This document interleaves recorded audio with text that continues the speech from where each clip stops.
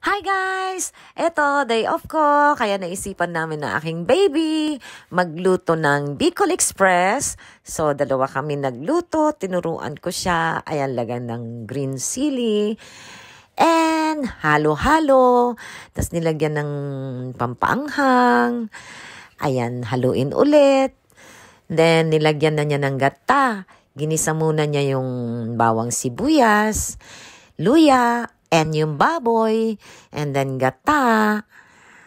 Tinanggal niya yung baboy. Nung medyo brown na, and nilagyan niya ng gata. Ayan. So, masarap, maanghang na Bicol Express para sa aming lunch. Let's eat! So, yan ang aming lunch for today's day off with my baby. So, guys, thank you for watching. And kakain na po. Kaya nakakain na tayo.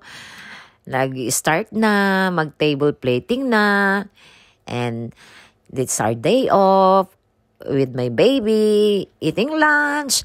So guys, let's eat. Bye-bye.